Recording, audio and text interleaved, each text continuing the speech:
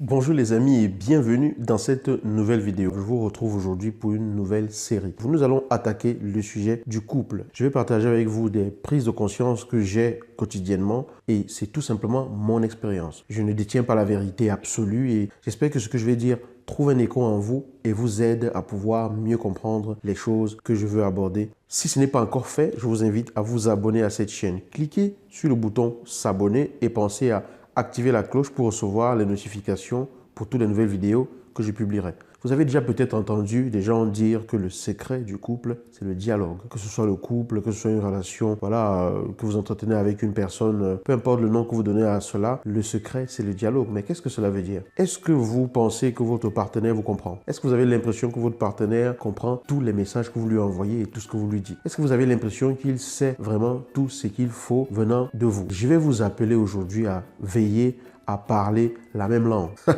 Qu'est-ce que ça veut dire? Vous allez me dire, mais évidemment, nous parlons la même langue. Nous parlons français, anglais, allemand, bref, nous parlons la même langue. Sinon, nous ne serions pas ensemble, sinon nous ne nous comprendrions pas. Oui, vous parlez la même langue, mais est-ce que vous parlez la même langue dans votre couple? Ça veut dire quoi? Est-ce que vous avez les mêmes définitions pour les différentes expressions que vous utilisez?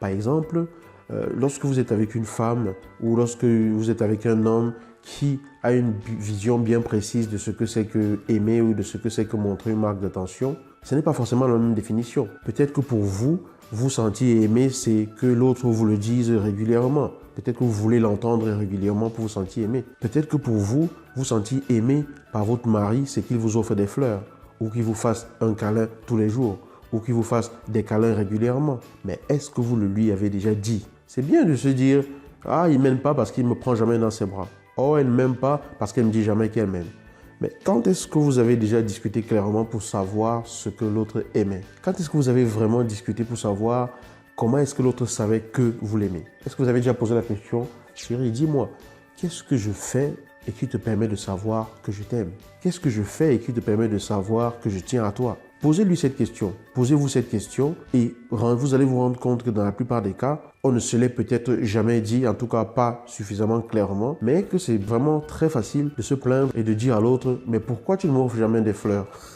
Parce que je ne savais pas que tu aimais tant les fleurs. Voilà, si vous ne l'avez jamais dit, l'autre ne peut pas le deviner. Ou alors, pourquoi est-ce que tu ne me prends pas dans tes bras? Pourquoi est-ce que tu ne me dis jamais que tu m'aimes? Pourquoi est-ce que tu ne le fais pas spontanément? Oui, on peut le faire spontanément. Lorsque je sais que une personne avec qui je suis aime que je la prenne dans mes bras, je peux le faire spontanément. Mais parfois, je ne suis peut-être pas dans les dispositions qu'il faut parce qu'il ne faut pas oublier que la personne que vous avez en face a aussi des émotions et des états d'âme et que parfois, cette personne n'est peut-être pas dans cette énergie-là forcément pour penser à le faire spontanément. Alors, est-ce que vous vous exprimez comme il faut? Est-ce que vous parlez le même langage? Est-ce que vous comprenez ce que votre conjoint veut vous dire quand il vous dit qu'il vous aime ou qu'il tient à vous ou qu'il aimerait avoir de l'attention de votre part? Ça veut dire quoi avoir de l'attention de votre part? Définissez le langage que vous parlez parce que vous n'avez pas la même compréhension des choses, vous n'avez pas le même regard sur la position qu'en tant qu'homme vous avez dans votre couple ou qu'en tant que femme vous avez dans votre couple. On ne grandit pas dans le même milieu, on n'a pas la même culture, on n'a pas les mêmes définitions des choses, on n'a pas la même éducation,